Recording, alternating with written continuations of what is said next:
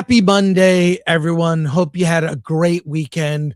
I'll just say this. A lot of people had a really good weekend in Vegas, which is why some people are not here.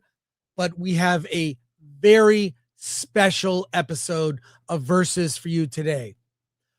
We're going to talk about not only some news that's out there, we are going to talk about, with Robert Meyer Burnett, Axanar. Axanar came out, and it is available for people to see. And we're going to hear thoughts about Axanar. But let's bring on the people that are here today. We got the Angry Badger. I didn't call out sick. Robert Meyer Burnett. Alan Greetings. Alan Ing is going to be here later. He had some personal issues to attend to, but this is today's team. We'll be joined by Alan shortly. Let's say hi to the people before we start real quick. Let's go. Oh, Preston became a member. Shout out. Thank you, Preston. Andrew Cram gifting 5 Film Threat memberships. Thank you, Andrew. Not another name for 10. Silo had the best premises, a 3-book volume template, and the author as executive producer, and they decided to diverge from the books in season 3. Guess what? It's not good at all. Not good. I think that's what Not good. Not good. Thank you so much. Have Gun Will Travel for $4.99. At Alan Ing, congrats on the granddaughter. What are the odds she'll be Chinese? Also, happy belated birthday, Lori and Alan. Happy birthday to Lori and Alan. Also, we'll be Lori-less later in the show. She is going to Disneyland. Well-deserved. Well-deserved. Going to be a lot of fun. Leif Erikson for 10 terrorisms. 10 jewels. It's a gold What are you saying there, Badger? What are you doing? Those jewels. And a couple quick reminders. If you are new to the show, subscribe to the channel. We are nearing 169,000. So check that out. And also, you can see that I'm actually wearing it today. I have our Avengers Doomsday shirt, limited edition. That's right. I've got it on in green. It's my favorite green. It's olive green. Celebrating Dune Part 3 and Doomsday, coming out on December 18th, 2026. You can get the shirt. I wore it at my local AMC in Burbank, and I got comments from everyone. The person that tagged me in with my tickets, the bartender I talked to when I got my popcorn, random people there said, "Where'd you get that shirt?" I said, "I got it at Film Threat." So go to shop.filmthreat.com and check that out and get your own Doomsday shirt in whatever color you would like. But we've also got, let's talk box office. The weekend box office was big. 2 movies this year, and I don't think it's a surprise. 2 movies eclipsed 1 billion. That's Spider-Man Brand New Day at this weekend, 144 million domestic. That's insane. We have to make the screen smaller to get, look at this total US gross, 654 million. It's north of $1 billion now, looking at 2 or 2.5. The Odyssey crossed $1 billion. It did 31 million domestic. A lot of people would want that as an opening weekend. It's going to end up being Chris Nolan's highest grossing movie. Then we've got new at number 3, One Night Only, 5.7 million. Number 4, Super Troopers 3, which was kind of a disappointment for me. I prefer Beer Fest. 4 million. Number 5, Toy Story 5, really hanging in there. Number 6, Minions and Monsters, 3.5 million. Number 7, Moana. Number 8, debuting with 2.2 million, basically, Ice Cream Man at number 8, which was a lot of fun. Go see it. I enjoyed it. Number 9, the Invite, hanging in there just under $1 million. And at number 10, and I have seen this, I haven't seen this year's, but every year they do the Cat Video Fest. How is that at number 10 with 500,000? I don't get it. And Tony, which is only playing in a few theaters. Yeah, Tony, it hasn't opened yet. yeah, it's really hasn't opened. It's only in a few theaters, 348,000. It opens wide next weekend. What do we take away from the box office here? Oh, look, an ad for the Folio Society. I've heard that's a great place to get books. Yes, it is. It is. I love Folio Chris Society. gave me a gift from the Folio Society. Oh, Yes, You gave me 2001. Oh my God, it's so. I mean, I've having read that book. It's interesting the story about the writing of that book. It You was wrote it written. concurrently with the movie. That's right. As the movie was being made, that's why they're slightly different. But box office takeaways, anything, thoughts? I'm happy the box office is back. Spider-Man's a very popular character. Even when done badly, he's a popular character. So when you do him good, it's really popular. It's also amazing that Spider-Man has grossed $1 billion foreign. So over here where it's 645, 650? But Yeah, 650. $1 billion, and it has it opened in China yet? I know the Odyssey still has to open in China, Korea, and Japan. And the Odyssey has like the largest opening in China ever for IMAX. So it could do a lot more business. And I think that what I love to like, I have to tell you, Chris, I've gone to see, other than this weekend, I've seen a double feature every weekend this year, pretty much. I've seen most of the things that have come out. And I think this year has actually been a quite strong year for films. I've seen a lot of really, like the Japanese film Exit 8. I really liked, saw that theatrically. The Australian LGBT themed Leviticus, the horror movie Leviticus. I really like that a lot. There's been some really interesting stuff, and I got to give it up for The Invite. I did an interview for Designing Hollywood with the costume designer, and Olivia Wilde on The Invite. They made that movie for around $6 million, and she really held out for theatrical. They shot that film on film, and she really stuck to her guns and held out for that theatrical release. And that tiny little movie has grossed worldwide $42 million on a $6 million spend. And then I think it was acquired for more or something. But it still is a successful film. And that's a 4-character chamber drama shot on a house set, and to see a movie like that make $45 million or $42 million worldwide. I mean, this is, I think Hollywood forgot that there's a lot of people starved for different kinds of stories. Yeah. And if you can have talented, I mean, look at the cast in that. You had Ed Norton, you had Penelope Cruz, you had Olivia Wilde in it, and Seth Rogen. And they all were working for peanuts. And as it was explained to me, like, look, can people make their quote on these movies? No. But if they're shooting them for 20 days, and I think, if you were to include the crew and you included them in on the spoils of their success, like kicking everybody some money, if there's talk about doing more of that, having all the crew on a movie like that sort of invested in the film because they're not working for their rates, that could be a great viable way to keep production alive. It's just a question of, you got to get the scripts, you've got to get the material. The Invite's based on a Spanish movie, but even like Rashida Jones was one of the screenwriters. So one of my favorite movies this year is another like not expensive drama, Tony, which opens wide August 21st.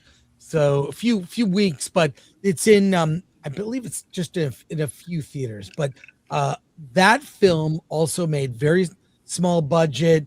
It's a drama. It's not your traditional biopic. So, and I can't wait to talk about it with more people that have seen it. Yeah. Alan and I got to see it early.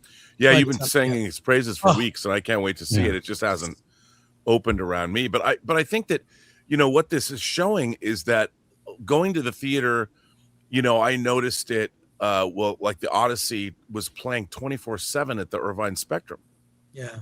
And there were people were whatever you thought of the Odyssey, it excited people about going and having the experience. And there's been a lot of movies, I think, this summer where people have been really excited to be at the theater. And when you go down to the Spectrum, which I've been doing a lot of, it's great to see.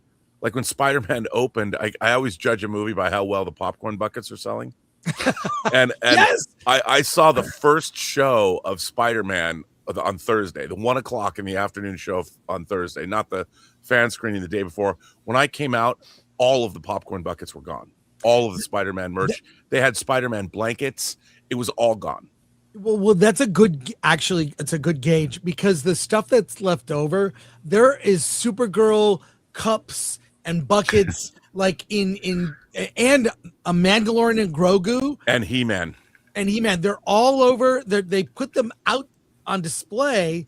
They're gonna be at like 50% off. You're gonna see. And actually, I saw that they were selling Mandalorian and Grogu popcorn buckets at Walmart. That's how much inventory there is. Yeah, that's kind of crazy. But I thought was funny. Sorry, last year they were selling Mufasa popcorn buckets. It was him on top of Pride Rock, and no one bought them. But I have a feeling that if they just called it Lion King and said that was Simba, they would have sold out of that. Yeah. But hey, the biggest box office flops of 2026. Well, the good news is I love that the Odyssey and Spider-Man have brought people to theaters. I mean, whatever you're going to see, it is packed. In fact, I'm going tonight to see whatever the mystery movie is. I guarantee it's going to be a packed Monday at the theater. Also a great way to get out of the heat in LA. LA's pretty hot right now. Yeah, it is. So, yeah, but these are the flops. Hey, let me tell you, I'm the Odyssey is the biggest flop that made the most money. You're really having fun with that. Sure, Alan. Oh my God, you're still riding. I'm still banging that way. Are you monetized yet? I want to see. They changed the rules, and I think I can actually get monetized. Okay. Wow. But we have notes for this story. Let's go over it. But I see pictures here from 3 movies, and 2 I recognize, Moana and Supergirl, and the other one I totally forgot. Oh, that's the Anthony Mackie Mackie. one. Yeah. That was pretty bad. Yeah, we don't have notes for this. We don't have notes for this. Yeah, okay. This is just our reactions. Well then, looks, so here we've got like empty theater seats. Can you read that, Badger, if you don't have notes? 2026 has been one of the biggest years in box office history, with several films crossing major milestones in theaters, seeing a surge in attendance. But not every blockbuster found an audience. Here's a look at the biggest box office flops of 2026 so far. Well, here we'll just read down the list. Desert Warrior, only 900,000 on a budget of 150 million. That's the biggest flop of the year. I mean, when I saw that, was me and another guy. Really? 2 people in the theater. Oh my God. Let's go down here. We've got, of course, Supergirl. 126 million box office on 170 million production, and then obviously marketing. Then we got here He-Man. Was it? He-Man was a the flop. Masters of the Universe. Oh man. I mean, it might have lost money theatrically, but critical response was great, and it immediately went to #1 of streaming, and everyone's like, "Oh, I wish I had seen it," even though we told you to see it. Yeah, it was so much fun. You liked it, right, Badger? I saw it like 3 times. That's so good. Yeah. Then we have The Bride, which I can't believe they're doing another project with Maggie Gyllenhaal. Look, have her cut her teeth on something small, right? Like something like The Invite, very successful movie with you scale the budget to what this could be. The budget for this was kind of crazy. $90 million budget, box office 24 million. When I initially saw the trailer, I thought, I was so excited. I was like, this is great. Yeah. A punk rock, like Sid and Nancy, Bonnie and Clyde inspired, Bride and Monster on the Run could be great. It was awful. I remember the it really CinemaCon was. presentation for that was pretty amazing. It was amazing. It looked great. Heard of this one? Yeah, The Breadwinner. Look, the budget was 25 million, box office 20. It'll make up for it. That- It'll have a Tomatoes long score, run. 19%. Those trailers were god awful. Yeah, they're bad. He's a good comedian. They saddled him. I mean, it made me believe in that, that Hollywood conspiracy theory that you have to, like, these comedians, in order to break through, have to, like, prostrate themselves and do something horrible before they're let into the club. Yeah. I mean, this script was, it was so insipid. And I didn't see the movie. I just saw the trailers, to be fair. But Yeah. I'm like, the trailers, I'm like, really? This is the story you're going with? Yeah, actually, Alan saw the movie. Yeah, I mean, it's a family movie. I mean, Families deserve better. Yeah, I agree. they do. I mean, it was, I wish I could praise it more, but it was okay. I saw this in the 80s when it was called Mr. Mom. Moana, the production budget, 250 million, marketing 120, box office 264 million. Yeah, it ate up all the profits of the first movie. Yeah. Now, why is even Melania on the list? Yeah, I mean, yeah. they wanted to be on the list, but I did not love this movie. It was bloated, like it was just way too planned out. It just didn't seem authentic. No. So It was just like Lenny Riefenstahl directed it. yeah, it's like, what? Why is this even on the list? There was no expectation this would be a blockbuster. Yeah, but it had the second best soundtrack behind Michael. Sure. Disclosure Day. What are we looking at here? The budget was 115 million, box office 240, 241. I mean, that's It's crazy how we all just forgot about it. Yeah. It'll with ancillary markets, it'll probably break even. With that movie, yeah. But it's just not a good movie. And maybe if it had released in like the 90s or the early 2000s, it would have been more relevant. But yeah, it just a lot of the plot points are just very antiquated. And we know more from watching Ancient Aliens than what he tried to reveal on Disclosure Day before the day. I got my X-Files Lego set today, and it had more interesting things in it than Disclosure Day did. Mm-hmm. Then we have Mandalorian and Grogu. Box I really office, did, by the way. box office is 345 million, production budget 165. And if we go by the Meyer Burnett metric of popcorn bucket sales, was also one of the worst bombs of this year. Mm-hmm. This film was so disappointing. Yeah. I mean, it had so much potential. Like, think about it. They answered no questions. Din Djarin's young life. Remember when that was a thread in season 1? Not really, because they just did it to show he doesn't like droids and that he got adopted by this group of There Mandalorians. could have been more to that story, more payoff. How about more payoff to like Grogu? Where did he come from? Where was he supposed to be going? Well, After him still. They could have. I mean, when I was watching the movie, I thought. I mean, I hate to Monday morning quarterback, but if you had a story where Din Djarin had to go after Rhoda the Hutt because, say, they were friends, and you find out that he's in captivity or something's going wrong, and how do you make a story? You have all these, whether it's westerns, whether it's samurai movies, you have to make the story personal to the main character. Yeah. And he's just, Din Djarin doesn't want anything. And it wouldn't have been interesting if Din Djarin had a friend and it was Grogu who said, don't do this, and disagreed with what he was going to do. Yes. You have that movie has literally no stakes and no story because the main character doesn't want anything. He's just doing the bidding of what he's told to do. You sound like Mark Hamill when you're criticizing it, and Harrison goes, "Kid, it ain't that type of movie. But Kid, it it ain't that is, type of series." But it is. I mean, the know. main characters. If you're making a movie, you've got to have a story where the main character is caught up and he's just told what to do and kind of just ping pongs around. Well, to your point, if the good guys had lost in this movie, it would have no impact on anything, right? In the overall story. And I think he's that's a mercenary. the problem with the stakes. By definition, he's disposable. That's why he's doing what he's doing, because he's. Yeah. I mean, if you really think about it, this was the Grogu story. It was his final journey to become the Jedi he was meant to be. No stakes, big snakes. Exactly. Wrote in the trailer. Exactly. It's all the execution. It's hilarious. Except you have to watch Book of Boba Fett to see that he rejected being a Jedi and now he's a Mandalorian only. Sure. With force powers, yes. Moving on Yes. here, and I think that's the whole list. Yeah. What are the main takeaways from that? There's more good than bad. That's Yeah, I would agree. Yeah. I mean, I would agree. one thing we haven't talked about is yes, there are a lot of good movies that are making a lot of money, but there aren't a lot of movies this year. I mean, you and I, Chris, we talk about what are we seeing this week, and it's like there's nothing coming out this week, and Yeah. it seems like every other week is that. What are we seeing this week? This week, I mean, really, I don't even know what's coming out on Friday. It's the what is it, the Oak Street movie, Oh, the okay. Right, which is already getting There you go. slammed.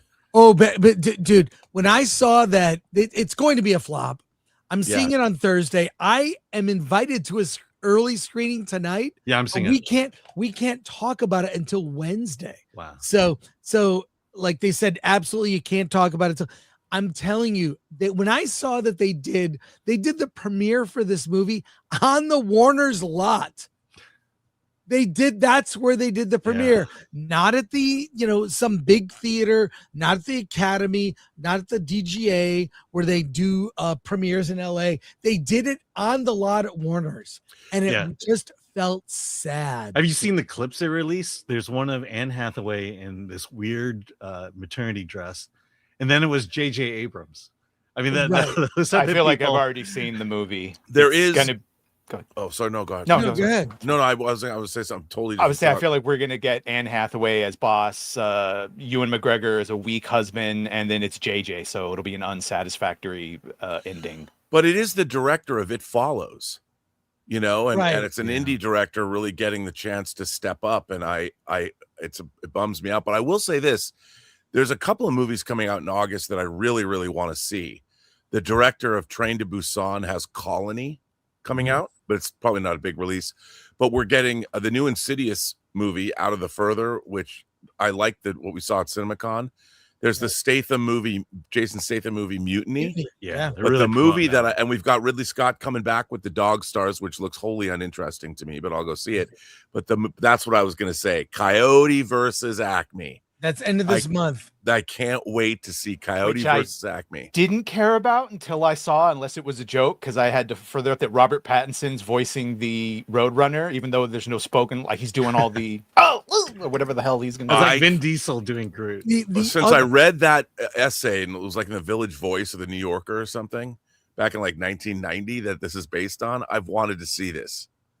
Well, also there's the movie Buddy from the director of Too Many Cooks, one of the greatest short films ever made. The trailers have been bananas. Yeah, and I don't know what it's about. No, but the trailers are these creepy teases. I saw a poster at AMC Burbank.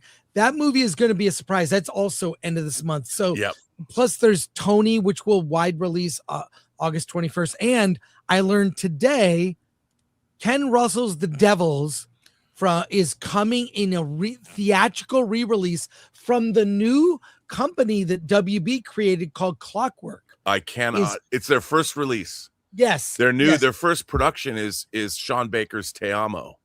Yeah. And so for those of you who don't know, this is a really interesting story. So Ken Russell was a very famous filmmaker. He made like Tommy, he made Altered States, but he made a movie called The Devils that's based on this book called The Devils of London, or however you want to pronounce it. That stars Oliver Reed and Vanessa Redgrave, and it's considered quite blasphemous.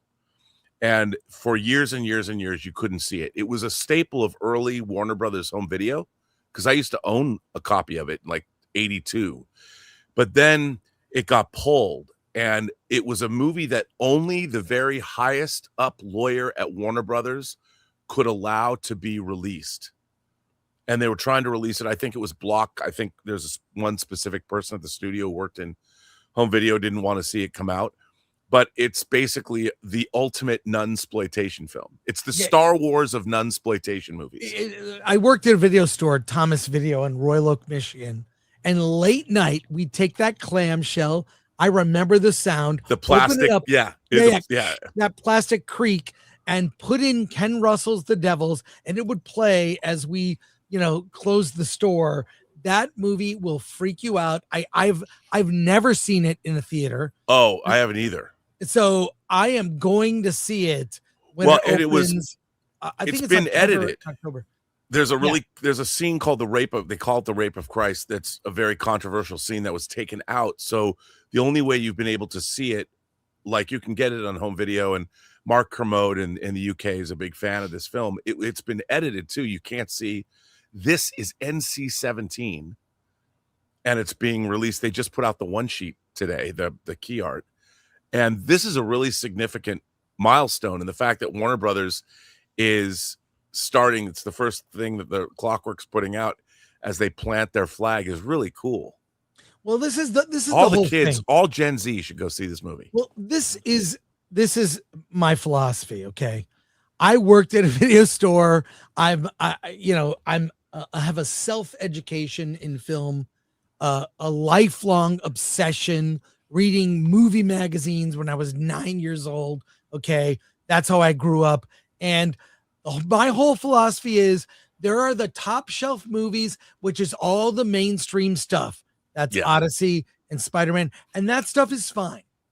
Look below on the other shelves. Look for smaller movies. Look for your Tonys, your Buddies, your, other kinds of films that are out there, and diversify your media diet, because, I would be depressed if all I saw was Disney, Marvel, Star Wars. Yeah. I would be depressed. So that's why going to see, and also look to the past, like Ken Russell's The Devils. Dude, I own a 24 sheet for this movie. Now, a standard movie poster, a one sheet is 27 by 41 or 26 by 40. And those are the posters you see in the store or the movie theater. A 24 sheet is a billboard. And I had an opportunity. I don't know what. I always thought that I might have like a studio where I could use it like wallpaper and put the whole thing down. Oh my God. But maybe I'll put it up somewhere. But like wild posted on the side of a building. Hey, the Avengers Doomsday is coming out. Of course, I'm wearing our Doomsday shirt. You can get it at shop.filmthreat.com. But did you know that to prepare, this is what you must do? First of all, look at this image. This image here. This is what we've got to resolve. How is all of this going to come together and make sense? And someone did a chart. I'll share. Is it okay? I'm going to share this chart here. You need to see this. This is the road to Avengers Doomsday is over 300 hours of content. This is from the X account by Physical Media. It will take you 330 to 335 hours to see all of this. What are we even doing? Yeah, and how is it going to make sense? Realistically, you only need to see like 4 of those movies. Yeah. Well, yes, you need to see the Avengers. Oh, and unfortunately, Thunderbolts and Fantastic Four, since they're the main goddamn protagonists of the first movie that everyone keeps ignoring. What do we? But he appears at the end of the movie, so why do you need to see all of Fantastic Four? Because it sets up how they're able to do what they're going to be doing. Sure. Why anyone would That's listen. what that whole movie was about. I mean, when you look at this chart, let me get a better version of that. But what do you think? What do you think of that? What are your thoughts? I just gave mine. So what do you think? I mean, you don't need to see all Right. 300. That's like saying you have to read every single Marvel comic for every big summer crossover. But is this going to like turn off normies? That, I mean, look, I don't think, by no means do I think Doomsday is going to fail at all. But is it going to do brand new day numbers? Is I going don't to get necessarily think it's repeat going to bus- do brand new day numbers. Is it going to do repeat No, business? I'll here's my prediction. It'll do just as well as the Odyssey did. Right. Okay, But then when that's we go fair. on budgets, that's not great. Yeah, I mean, it'll be one of those movies that makes a whole lot of money, but people are going to be me being mixed about it. I mean, the excitement that we all had at the end of Endgame is gone. and looking forward, there's no vision as to what this movie is going to be moving forward. At least with Infinity War and Endgame, you had an idea of what the potential of those two films would be. Here, there is no potential because we don't know what's going on unless you've read, the multiple worst leaks that keep fucking coming out Well, that are all or you probably read- correct. or you Yeah, read they are. or you read the storyline of Marvel Comics that got me to stop reading Marvel Comics once and for all. Yeah, it needs to make like over 900 million just to break even. Yeah. And it could. And it's starring all the people that didn't resonate in phase 4 and 5. But I do think that, I mean, as a comic fan, reading comics literally for decades, there is a quality of a big summer crossover to this film, and I do think it's going to be a lot of fun to watch, even though because it's how many times it's so weird that, like, I love X-Men Days of Future Past, both versions, the regular theatrical and the road cut. I think it's a great movie, but in Logan, Professor X dies, and yet he's back in this movie. Professor X has died multiple times in the X-Men. Yes. And in the comic books too. Yeah, and you can go back and you look. So this movie is not necessarily I think what it is, it's a great comic book crossover that all you need to know is basically have the gist of who these characters are for it to work. And I think it's everyone who's right is saying that we don't know the Fantastic Four enough. They're not as beloved. The Thunderbolts aren't as beloved as any of these characters. But really, this movie is pretty much it's about Captain America.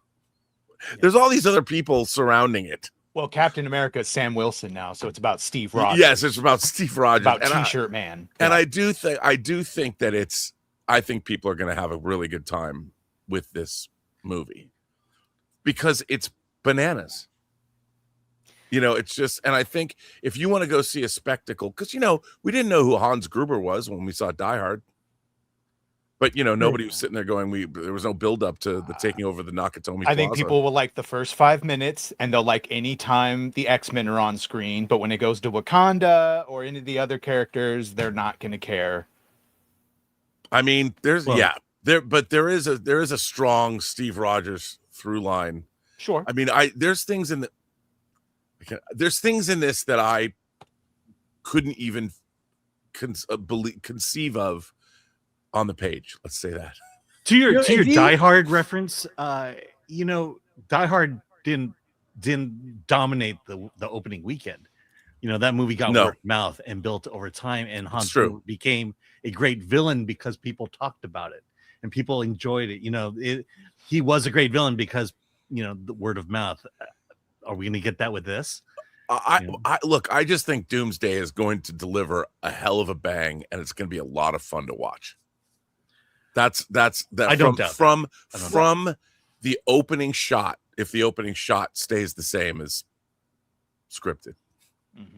Well, we shall see. The running time for the movie is not locked, even though tickets have been pre-sold. In fact, I have tickets for 2 different showings of the movie in Infinity Vision, whatever that is. I'm very curious. I did a show about the editorial of this movie, and I read a leak about Avengers Encore. Yeah. And I don't know if the leak is true, but the leak pretty much confirmed what I said, because I suspected the screenplay for Avengers Doomsday was over 180 pages.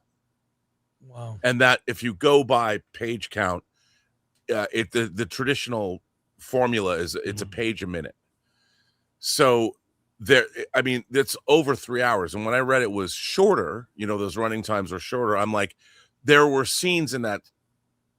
If I had seen the screenplay, there are scenes that could easily, I figured if they're going to do, when I heard they're doing Avengers Encore, I'm like, there's scenes in that script that I knew they were going to move into Encore because they could. And the leaks were saying that they did just that, which I think is kind of unfortunate because the things that if the leaks are true, there are things that are unique to that movie that now become unique to Encore that involve major plot points that Doomsday should have within them. But I'm sure they did that because they wanted to cut down the running time of Doomsday. Well, keep I mean, manageable, because Doomsday should have been 3 hours and 15 minutes, but there's no way Disney's going to let them do that. Unless they do special editions. They have pre-sold tickets based on the runtime. Who knows? The Russo brothers were interviewed at Comic-Con. We showed the clip. They don't know what the runtime is. They're still editing as they prep Secret Wars. Mm-hmm. So this, and look, by the way, a lot of people, you know, if you look at the history of the making of some of the greatest movies ever made, it is the most effed up. The making of Star Wars. I mean, George Lucas nearly died. The movie was a mess. The making of Empire. The making of Empire was also a mess. The making of The Godfather was a torture. You can watch a whole series on it on Paramount Plus. So good. The Offer. It's a great series. The making of some of the best movies you've ever seen have been behind the scenes a disaster. So could it be good? Yes, but I'll tell you, just to watch the trailers for all the movies and Disney Plus series, it would take 4 hours or more. I'm just to watch the trailers. I'm not joking. By the way, I think the trailer for Doomsday and all their promotional material sucks. Yeah, I think it's terrible. I think they've really undersold the film. I think that they could do a lot better. I mean, I don't know if they're going to release that scene. It's weird. It's weird to me. Their whole approach. I don't understand it. Yeah, it's bizarre. But I do think the movie's going to be a hell of a lot of fun to watch. We shall see. It'll be interesting, especially hearing the way they've done it, where a lot of the actors were shooting by themselves and just to be put in later, and not the best way to do it. And yes, I use the equate to video games. Back in the day, it used to be something called BioWare Magic, when really BioWare Magic just turned out to be really talented people doing crunch time. Yeah. I don't know if we still have that same level of talent. And flying by the seat of your pants, I don't think they ever finished an actual... This is the final script for Doomsday. It was always just, we'll do it in editing. I'll bet there isn't a final script now. Let's go to... By the way, somebody says R&B pushing for all youth to see sacrilegious movie checks out. What does that mean? Yeah. I'm talking about the Devils. It's like, you know R&B very well. Look, here's the thing. I talk about movies. They don't affect me. I'm an adult. I can watch a movie and not be affected. I think right. Like it's like I don't change my worldview based on the Devils. I mean, I can't wait to see it in the theater. And is the Devil sacrilegious? Is it? Oh, straight to hell with you. Let's go to comments, and our intrepid producer Atomic Lori, has to leave early to go to celebrate her birthday. So wishing her a happy birthday. Birthday was last week. What is going on? She didn't get to go. Anyways, so Alan, you'll be doing the comments that pop on and off during our conversation. I'm just saying you got to take that part over, and don't worry about that. We'll get to the starred comments here, but let's go through these quick because we have a huge topic, and I can see Rob is already sweating. We're sweating. Is it? It's only 100 degrees in here. Oh my God. The Alex Zorba member for 48 months. Rob, grats. But what the fuck, or where the fuck is my free Enterprise 4K? Yeah, Rob. The big question. I'm trying, Ringo. I'm trying real hard. Hold on to that standard def DVD. Yeah. Andy Likes Stuff channel for 200 joules. Jammin'. Thank you. Himbry Jeremiah for 5. What is your thoughts on the new commitment from Paramount about theaters, about 30 movies a year? I think 15 movies from each studio is completely doable. That's doable if they leave the team at WB alone. Yeah. Remember, the issue was not that suddenly people forgot how to write movies. It was that they kept choosing very specific ones for maybe not the most creative intentions. So Go on baseball, only a third of them have to be a hit. So yeah. Yeah. Bo Dooley, member for 20 months. Any updates on the Film Threat Magazine Kickstarter? launching this fall. The campaign will end in November. We're doing a compendium book where you'll be able to buy a book that's more than 300 pages, hardcover. We're going to, it's going to be the highlights in the history of Film Threat over 40 years, hardcover book that will come with digital copies of every issue of Film Threat ever produced, including Film Threat Video Guide. Which, by the way, you reviewed my first movie I ever made. It'll be in there, Rob. So that will launch in September or October. We know when the campaign ends. It's about when we. We're working. The book has been worked on for last 6 months. We've been working on the book. There's a stretch goal. If we hit it, I will do a naked centerfold. So. Oh boy, Alan's gonna be in the book, by the way, too. All of you will be in the book. Became a member. Shout out, Hembry. Thank you. Sebrew for 2. Oh my, this may be a fun show. Happy Badger for the win. We'll see. Thank you. Appreciate Albert, not a retro for 10. Hail, she's not even here. Hail, Steph, High Priestess to the Cult of Spicy, Slayer of She-Hulks, Destroyer of the Coven on the View, Crusher of Trendy Bimbos, Bane of Zegler, Smasher of Lively, and Alcock's Kryptonite. Who's next? Yeah. Well, by the way, Albert, last week I got to hang out with Steph. How you like them apples? Wow. Yeah, Alan was at the meetup. Thank you, Albert. Sebrew for 2. Badger, I'll hold your energy drink proudly. Thank you. It's very progressive of you, Sebrew. Thank Appreciate it. MK Solid for $4.99. Will Alan be like the Chinese grandfather in Gremlins? Yes. Will your grandson be like one of the Gremlins? Start out like nice and cute. That'd be a great name. Don't feed him after midnight. Sean Ritchie for 1,000 jewels. Cheers. Cheers. That's like $1. Yeah, thank you. SAS for 2. For Alan's Shaving Cream and Blades Fund. Well, he's... Yeah, my morning got booked real fast. So, yeah. No shave. Zuki Bites for $1.99. Thanks for reviewing Kokuo, my film of the year. Oh, well, thank you. Appreciate it. But not my film of the year. John Hugh gifted 5 Film Threat memberships. Thank you, Sean Hugh, for your continued support. Mm-hmm.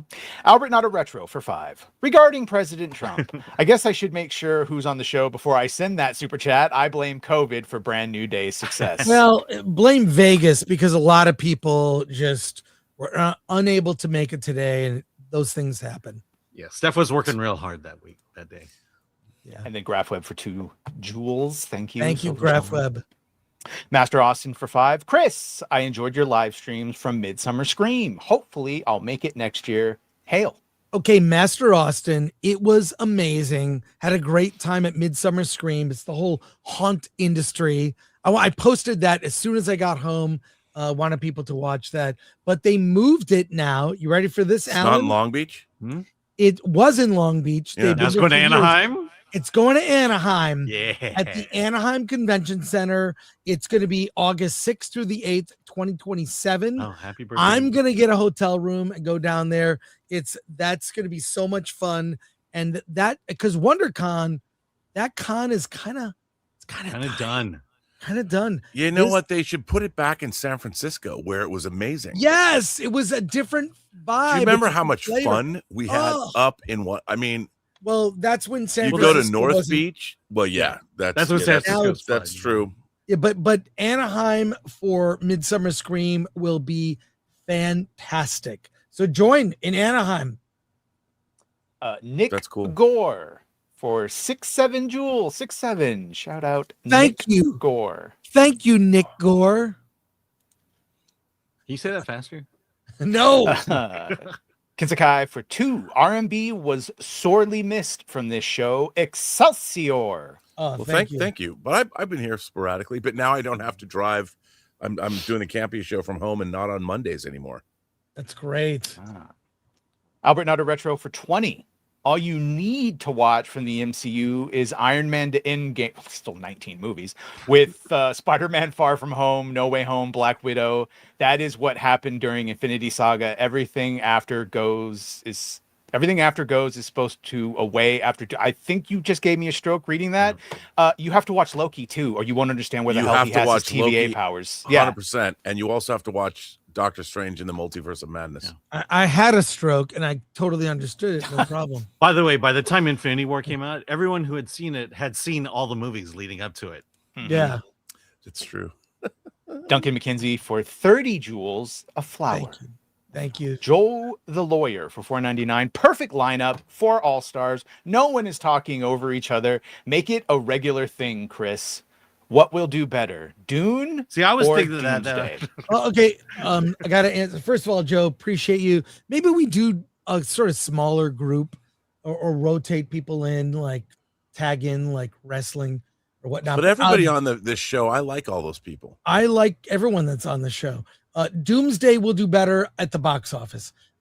Dune movies have it's a much more narrow audience. It's a heady movie too. For Dune, I think it'll be more critically acclaimed than Doomsday. And I think in the end, I'll probably like Dune Part 3 better. We'll see. It's straying so far from the book, but I had problems with the book. I had problems with Messiah. So Doomsday is going to do better at the box office. Yeah, critically, Dune will win. I mean, young people are more interested in Doomsday than Dune. I don't know, man. Gen Z, just like Interstellar, they dig Dune. They like Dune. Do they? It's because Zendaya, and everyone knows she's a global appeal. We all love Zendaya and R-Pat. When are we going to get Dune Con? They just did STLV. Where's my Dune Con? I'm far more interested in Dune than anything I'm going to be seeing in Doomsday. I'm 100% with you. Yeah, you can have Dune Con at the Town and Country in San Diego. yeah. Royston Bailey for 6. The MCU ruined American cinema. Some might question whether cinema would still be around if we didn't have maybe those movies doing as well as they did. Plus, when the MCU was good, it was good. Yeah. When it was good. When Martin Scorsese said what he said, he was wrong at the time. And then he was proven correct by all the shitty failures. But at the time, it was cinema. Yeah. Maybe one day again. Josiah Eats for 5. Marvel should just hard reboot after every saga with a new storyline, actors, and main team. Rinse and repeat. I agree. Yeah, There's no nothing more wrong Avengers with that. movies after this. Yeah, they could have recast the Avengers. Or just not make an Avengers movie. Yeah. Alan. Foolish American for a member for 11 months. Why you no do member call like Robert? Yeah, I do member calls for my members. Oh. So if you're a member of my channel, theoretically every 2 weeks on Saturdays, I go from like 11 o'clock to I go 4 or 5 hours and just talk to my members of the channel. Yeah, Alan, why don't you do it? Yeah, Chris. It's really fun, by the way. I mean, you really get to know everybody. Let's do that. If I had time, yeah, and I thought about it. I time everybody gets 7 minutes. So like members only, or you actually call them on the phone for 7 minutes? No. They're members only, and it's a big Zoom call, and then everybody gets to say whatever they want for 7 minutes, and I respond. And it's what's really cool about it is this is a weird thing, the weird social media thing, but I consider those people all friends because they've all become kind of this family. It's always the same people. I have a lot more members of my channel than anybody who's come on those member calls, but there's a lot of people that are shy and bashful, but it's really fun to talk to these people, and they're all over the world. So I've seen Ryan Cannell do it, and that made me scared that I never want to do it. But my audience is quite good. But he calls everyone racist, and yeah, but we'll consider that. Well, here's my thought that I would just go on the member stream and basically compose tweets. Just go down the entertainment news on X and just respond to them all. Kind of like what I currently do on X. Movies America for 5. Frank, are you going to talk about Dune 3, the movie that'll actually be worth seeing on December 18th at some point today? Apologies if you already have. I talk about Dune a lot. If you look up the channel, you can search the Film Threat channel. Just look up the word Dune, and you can see. And by the way, you should get your Doomsday t-shirt available for a limited time. And I can Now. tell you, this shirt, when you wear it at the theater, people comment. That's Thank a dope you. shirt, dude. I'm gonna buy one. Dude, I love this shirt. Buy 50, please. Demi Moore's tapeworm for $4.99. Hey, Why? Come on, Why?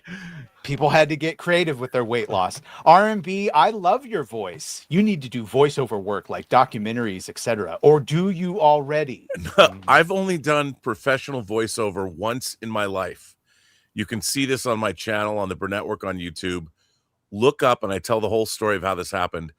I was the voice of the XFL Cheerleaders. Really? From the first iteration of the XFL. Yeah. I had, the by the way, best I had iteration of season it. tickets. I had season tickets, and I saw every game. And I went to the big game at the end in Vegas. I was like, well, I may not ever go to the Super Bowl. I went to the XFL final game, and LA went there and won. It was very disorganized. If you go to my channel, I think it's like the story of the XFL Cheerleaders. I made a video like 4 years ago, and you see the commercials that I did. And I was working at NBC. This is a quick story. I was working at NBC at the time, and I was a producer editor of promos for the 2000-2001 primetime launch campaign. And I was tasked with making these commercials for the XFL Cheerleaders. I was given a bunch of footage. So I came up with these commercial ideas.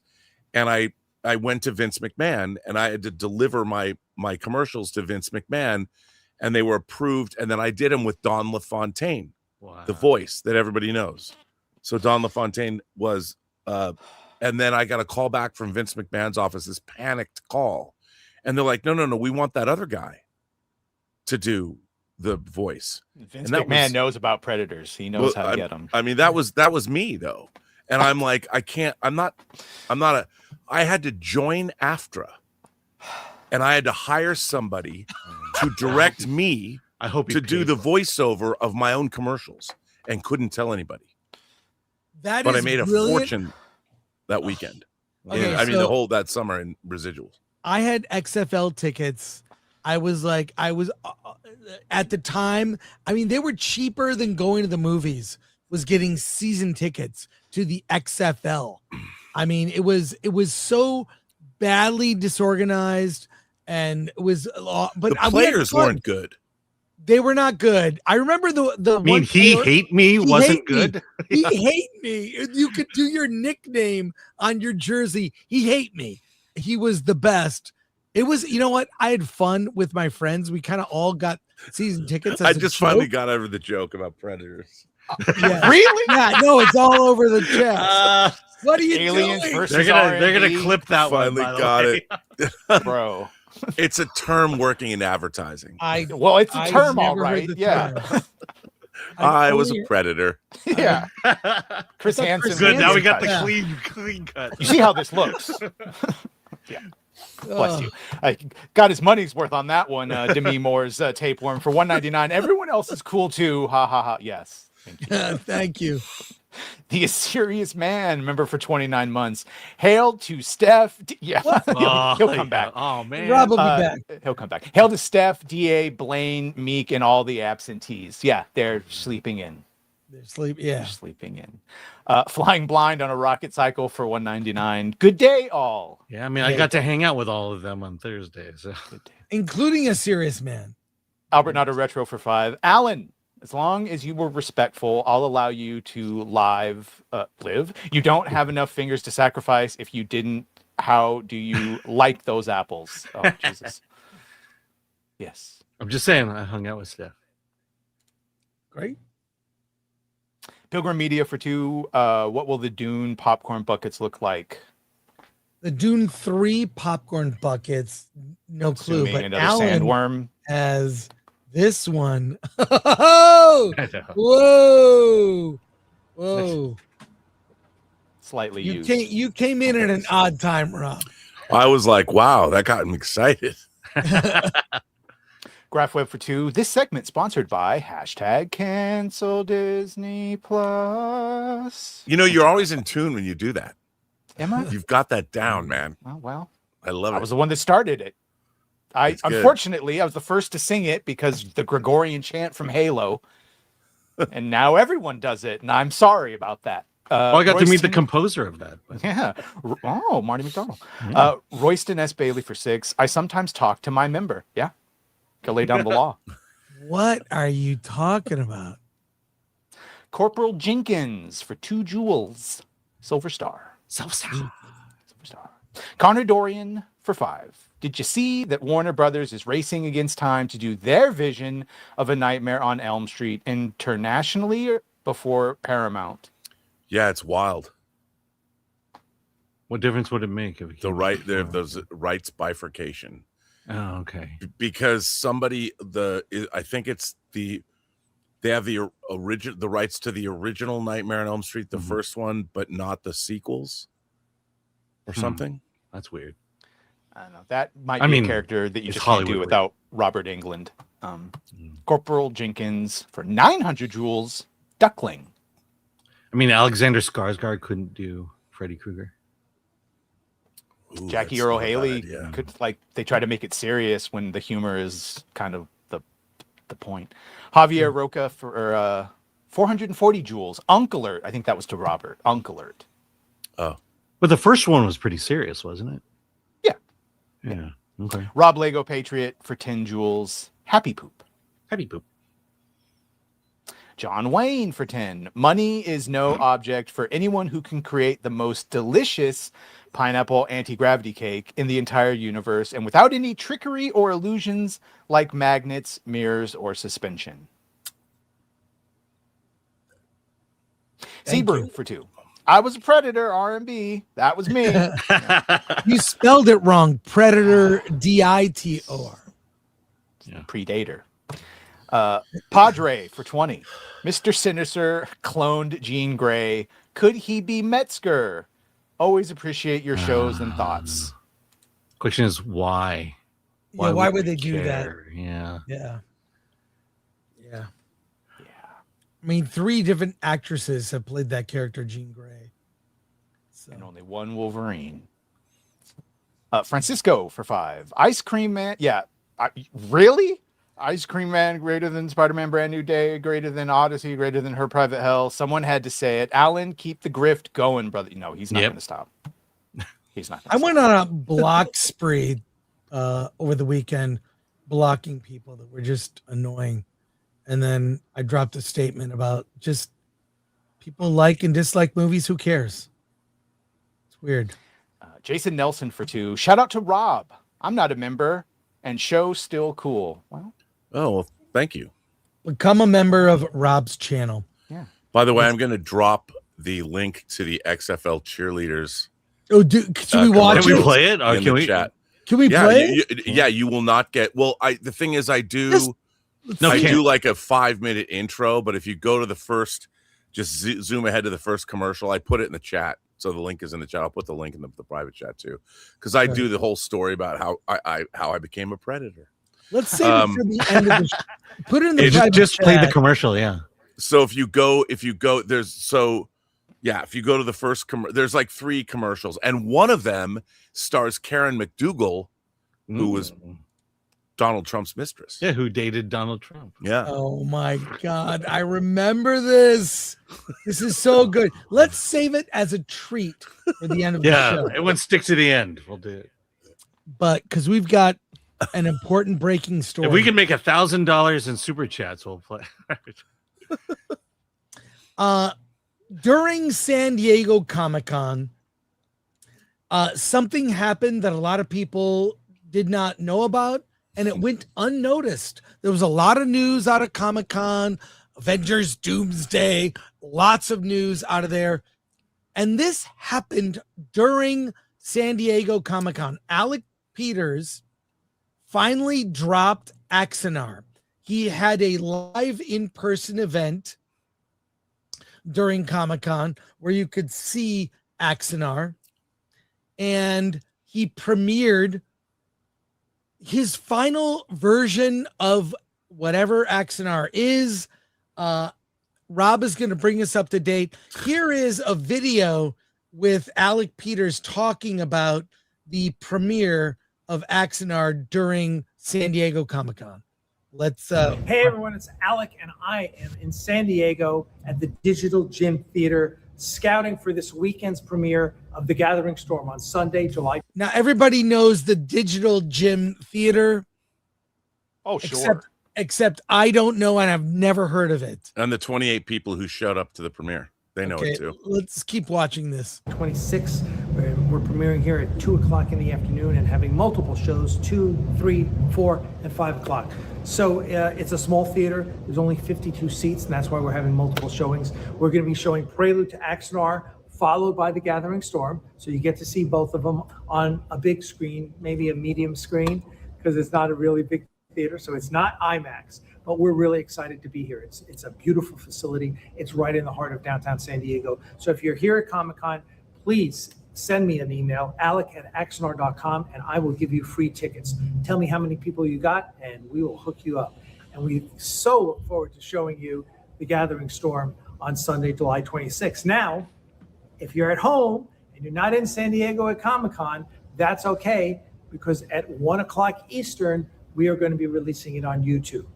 So just check out our YouTube channel. Make sure you sign up for notifications, both at Axanar.com. Just go up to the top to the newsletter link. That's how you get on all the Axanar newsletter emails. And make sure you get on the newsletter at vip.axanar.com, which is... All right, you can find all this on YouTube. Here's the important point. A lot of people don't know. This was the most famous and most successful fan film crowdfund in history. How does that work? And not only that, we're talking millions of dollars, multiple campaigns. I'm getting to it. And the work is impressive. Frankly, this led to a lawsuit from Paramount that changed fan films forever. People made many Star Trek fan films of various levels of quality, but the quality here rivaled what Paramount was doing. And our friend of the channel, filmmaker and imagination connoisseur Robert Meyer Burnett, was set to direct the Axanar film, which was a feature-length movie. There's an article we're going to read later, but Rob, I wonder if you have thoughts on this. And what I suggest to you that you watch Axanar on your channel and do every frame a pause, go through the film and offer your commentary on your own channel, not here on Robservations. But I want to hear your thoughts and what led to this. So there's an article we're going to show that. Okay, this is a very, very long story, and the person that you just saw on the channel, Alec Peters, has tried to sue me twice. Once in Georgia, where I'd never been to. He accuses me of stealing anywhere from $20,000 to $80,000, stealing equipment and all that. Unbelievable, considering. I mean, he is truly one of the most talentless people I've actually met in the business, quote unquote business, because he's never really been in Hollywood. But that said, I have to go back to 2014. I didn't know who Alec Peters was. I vaguely knew of him because he ran prop auctions. He had a prop company called PropWorks, and he actually ran when like Battlestar Galactica ended, they needed to get rid of all the props. So his company ran an auction and auctioned off all the Battlestar Galactica material. And of course, Alec, the stuff he didn't auction off, he would abscond with. He did an auction with Stargate things that MGM was not very pleased with him about, but I won't get into that. So my friend Christian Gossett, who I'd known for years, great guy. Christian Gossett was a great comic artist. He was actually the guy who created the double-bladed lightsaber in a Dark Horse comic book that later became used by Darth Maul in The Phantom Menace. So Christian Gossett, good friend of mine. I love him to death. He also created a comic called The Red Star. That's his own work. He is just a wonderful guy. He calls to me in 2014. Now, keep in mind, I was a predator on all of the Blu-ray special features for Star Trek: The Next Generation and Star Trek Enterprise, and I was working on that from 2011 through 2014. I was working on those documentaries, 2 Saturn Awards, by the way, for those. And Christian tells me he's going to work on a Star Trek fan film, and I had seen Star Trek fan films, and it was called Prelude to Axanar, and he was working with this guy Alec Peters. I'm like, okay. And he's like, what we're going to do is we want to make a feature film first, or we want to make a feature film, but we're going to do a proof of concept first, and we're going to do it like a Band of Brothers-esque documentary. And we've got Tony Todd involved. We have Kate Vernon from Battlestar Galactica involved. We have Richard Hatch, who was in Battlestar Galactica, the original, of course, and the remake, involved. And J.G. Hertzler, who played Martok. So they had a real group of great actors working on this. And it was all going to be based on the idea of the Klingon War with the Federation that was detailed in the FASA Star Trek role-playing game from the 80s, which they had 2 modules of. And the main character was Garth of Izar, who was introduced in the 3rd season Star Trek episode, Whom Gods Destroy. And I was like, wow, man, as a Star Trek fan, lifelong Star Trek fan, the nerd in me exploded. And they asked me to edit this film. And I'm like, great.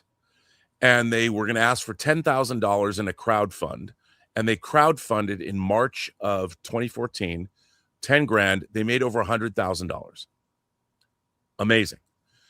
They started shooting in May of 2014. And I was there the 2 days for principal photography. I was shooting a behind the scenes documentary, which I used my own equipment with. I took my own camera. I took my own computer. I was using my office. And then they wanted me to edit this thing. So between May and July of 2014, I was the editor of this film, which was called Prelude to Axanar. It was a 21-minute documentary. You can watch it on YouTube right now. Prelude to Axanar. I was the editor and basically the post-production supervisor. And if you watch it, I think it's an incredible piece of work. As far as fan fiction goes, loved it. I thought it was incredible, really enjoyed it. And the great thing about it was Christian Gossett brought in all of his production people. His company called, I think it was Metamorphic, was the production company. And he brought all of these professionals in to make this movie.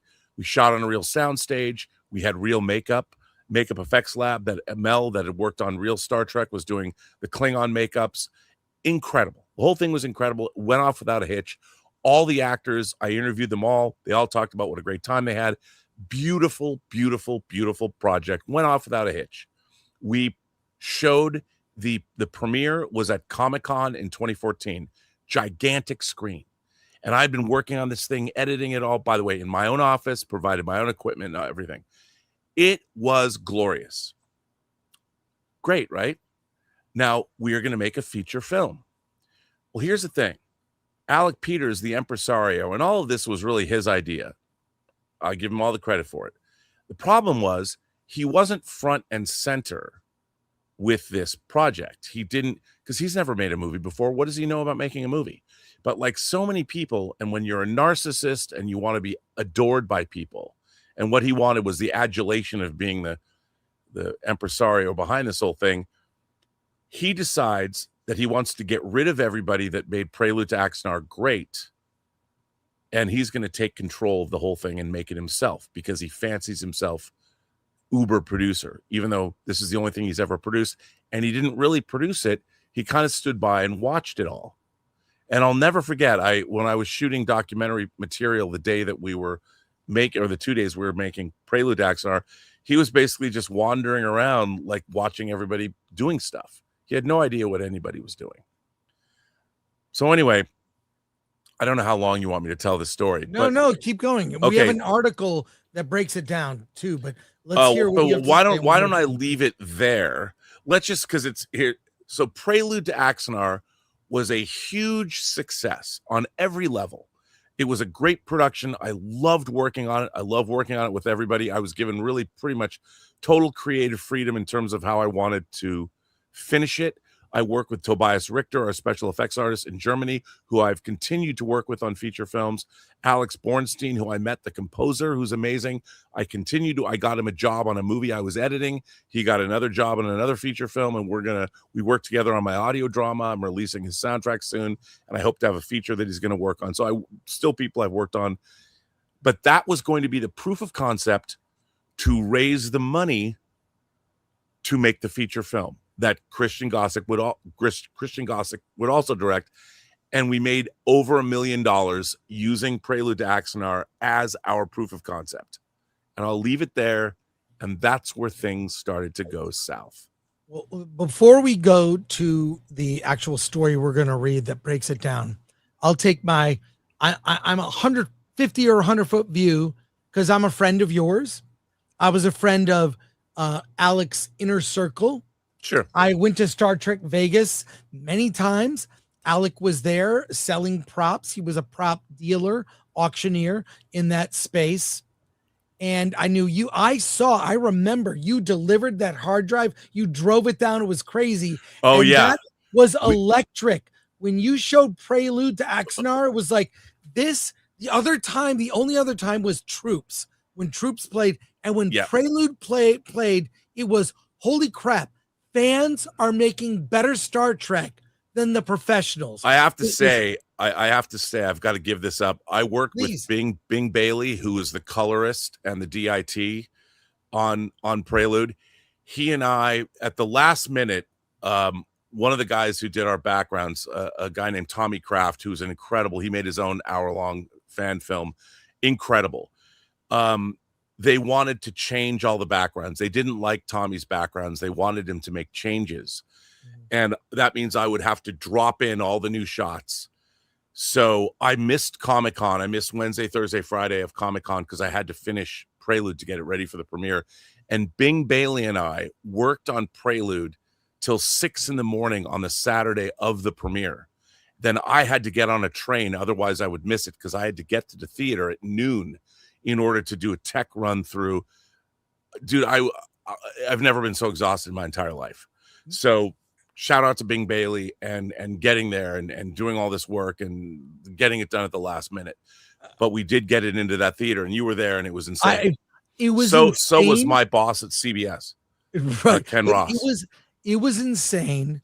It was like there's a new era happening of fans taking over properties and doing it right. Whatever you think, the final product of Prelude was amazing. It was electric. Here's what I saw from the outside. I saw the Christian Gossett stuff go down. I saw you being brought in as director, which couldn't have been a better appointment of, you getting to make a Star Trek movie. Robert Meyer Burnett. It was my dream. It was my lifelong dream. Just to know that. And I knew people surrounding like, Charles de Lazarica, among others. But Future Boy's sweat, by the way. It's all sweat. But it's all good. Like, it's 100 degrees. So, and then I began to see things get kind of out of hand. There was I have an air conditioner too. Alec was perhaps almost braggadocious about the way money was spent. I visited the sets and your office, and it was, I couldn't, this was like a giant studio movie. It was crazy the amount, but all I saw was a lot of effort going into, member fulfillment and patches. And look, having run 2 Kickstarters, 2 that failed and 2 succeeded later, I know how tough it is. So I don't judge, but there might have been some, there might have been some other things going on unbeknownst to me. Then I saw the Paramount suit, and now I see from looking at the Axanar channel, there's a documentary coming out about all this. I know you spoke about doing one at some point, Rob, about it. Like, I just don't know where we're at, but an article dropped here. I'm gonna bring it up. Axanar, the Wrath of Peters and the Search for Content. I know you've got notes for this, Badger. Let's go through this and we'll talk about it and get people brought up to speed. but it doesn't. What all the stuff that happened doesn't, like the work that went into that Prelude movie. Oh, it's self-evident. It's unbelievable. It's jaw dropping. It's jaw dropping, and it felt like real Star Trek. Yeah, it felt like Star Trek. I'm still to this day very proud of Prelude to Axanar. You should. The reason I asked how this all works is because Theory talked to Disney before he made his fan films, and the one thing they told him was no crowdfunding. You're not allowed to crowdfund to shoot this film. Yeah. Okay. Alec Peters and the Axanar debacle. Peters wanted to make a professional prequel about the Battle of Axanar, and his 21-minute proof of concept, Prelude to Axanar, impressed fans with its writing, production quality, and respect for Star Trek lore. A crowdfunding campaign then raised roughly $1.4 million for a feature-length film. CBS and Paramount sued, arguing that Peters was effectively trying to make a professional Star Trek movie without permission. The lawsuit resulted in restrictions, allowing only 2 15-minute installments with limits on crowdfunding and professional actors. Rather than ending the project, the restrictions were followed by years of disputes. Peters fell out with key collaborators, including Robert Meyer, the director, Robert Meyer Burnett, while writer Paul Jenkins became involved in a legal dispute with Peters' production company. Questions also emerged over how the $1.4 million in fan donations was spent, with critics alleging a lack of financial transparency. Peters denied wrongdoing and argued that legal battles had delayed production. More than 12 years after Prelude, Peters finally released another Axanar installment, but it was quickly removed for allegedly violating the settlement by exceeding the runtime limit and using Star Trek alumni. The author argues that the finished project was particularly disappointing given the project's enormous amount of time and money, describing it as largely talking heads, mediocre CGI, and lengthy credits. Ultimately, Axanar is a cautionary tale about fandom, copyright, crowdfunding, and ego. What began as an impressive example of fan creativity allegedly became a prolonged battle in which Peters went from celebrating Star Trek to behaving as though he had the right to produce and profit from it independently. The author believes the saga has also hurt the broader fan film community by giving copyright owners more reason to distrust ambitious fan productions. There's one other thing I want to add about the suit that is not in that article that I want to point out. That I had said, so Christian Gossett left the project because Alec wanted to dismiss everybody he brought on the project that made Prelude great, all the production people, all the people that actually knew how to produce a film, how to make movies on a soundstage and things like that, which Alec did. And because he wanted to be the big mocker, he wanted to run everything. But he look, you know what a great producer does? A great producer hires all these great people and lets them cook. And then he stands back and he then takes the credit when the movie's great. This is something everybody needs to learn. You know, if you want to be seen as some messianic great figure, that's fine. But movie production is not the place to do it. Let other people make the movie, stand back, and then get your laurels or accolades when the movie's done. Alec didn't understand that. And Prelude, everyone else did all the work, and Alec was happy to but he wants the praise. Alec is a textbook narcissist. So what ended up happening was that after Christian left the project, I took over as the director of the feature. But Alec didn't trust me. I had to prove myself. And I said, look, dude, making a feature film is very different than people sitting in chairs doing a talking head documentary. We need to prove that we can compete and make Star Trek on a level where we're not just talking. So I said, I need to shoot a scene that I direct, just a scene, just showing people walking and talking, but on a location. So I picked a scene called the Vulcan scene, which, by the way, you can go watch on YouTube right now, the Vulcan scene, where we shot with one 20-foot by 20-foot green screen. We used natural sunlight. And the actress that was going to play the Vulcan, the night before we shot, she got strep throat and couldn't do it. So I called a friend of mine Kim, who stood in and did a great job, at 10 o'clock at night and said, I need you on set at 6 a.m. Can you do it? And we shot this Vulcan scene with Gary Graham, who played Soval. And it was a scene that Bill Hunt and I from the Digital Bits wrote. And I shot that scene. It was that scene that I shot as a proof of concept that I was going to reshoot for the movie. It's not perfect because we were moving around. It was that scene that got us sued. And it was the Vulcan scene that premiered at the 2015 Comic-Con that Paramount saw because we used Gary Graham, and it was kind of indistinguishable from Star Trek Enterprise, a scene that was set on Vulcan. And I had done a lot of research and there's a lot that went into it. So that Vulcan scene is the thing that got us, because the thing that Paramount said was our Vulcan scene was indistinguishable from televised Star Trek. No one mistook Prelude to Axanar for televised Star Trek because no one had ever done like a documentary like that. Everyone knew that wasn't real Star Trek. But the Vulcan scene, it looked like a real Star Trek episode. So yeah, and you can play. Let's watch a little bit. You can play it. This is Prelude. Star Trek. For nearly 50 years, it has inspired us. Charlie de Lazarie can cut enlightened this, us, by the way. Thrilled us, and taken us where no one has gone before. What began as one story has become many. From the smallest fan film to the biggest blockbuster, Star Trek has given birth to a whole universe of storytelling from as many creative voices as there are stars in the night sky. And all of that is about to change. Ares Studios. It began as a bold new experiment.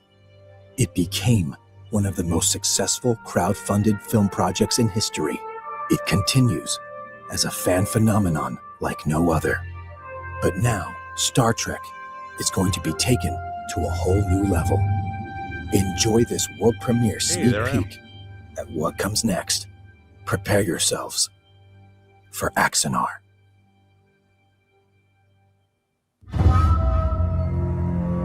Now this is the Vulcan scene.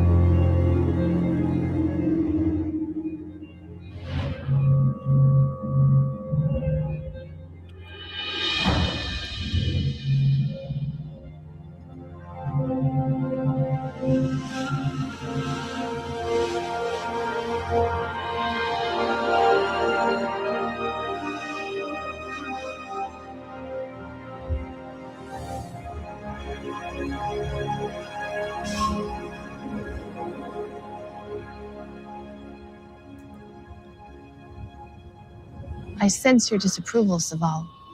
Forgive me if I cause offense. There is no offense when none is taken, Chidera. We've known each other far too long for that.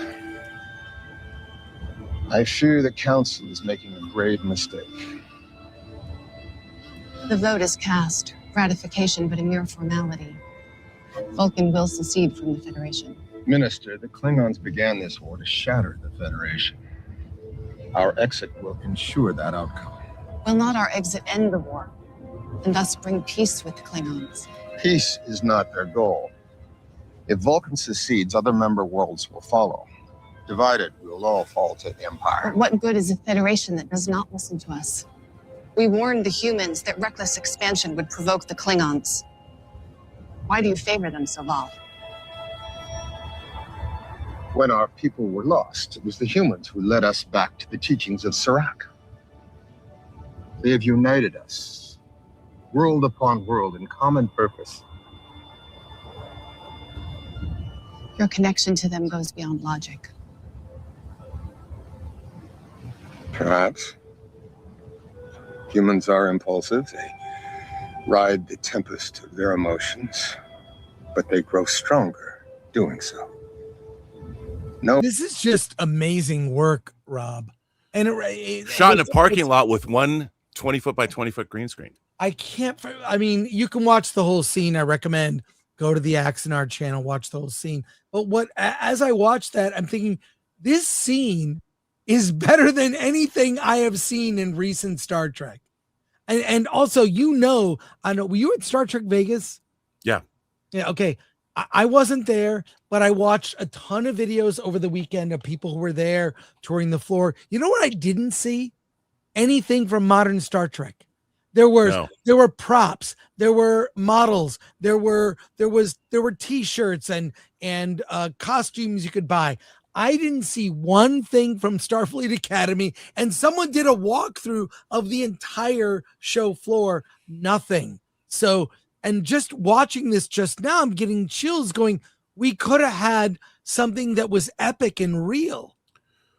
Well, you know, I have a book that I've written about Star Trek that deals with some of this stuff, and I'm going to have it ready. I'm probably going to crowdfund it to publish it, but it's going to be done by September 8th, which is the 60th anniversary of Star Trek. Obviously, I've loved Star Trek my whole life. Professionally, I was actually hired by Viacom Licensing in the 90s to be a professional Star Trek consultant. I worked for 2 years. I worked with the team that made the Star Trek experience in Las Vegas, the $80 million experience. I cut all the videos that were shown when you walk through the Star Trek experience. I made Free Enterprise, the feature film that I co-wrote with Mark Altman, and I directed and edited that film as well.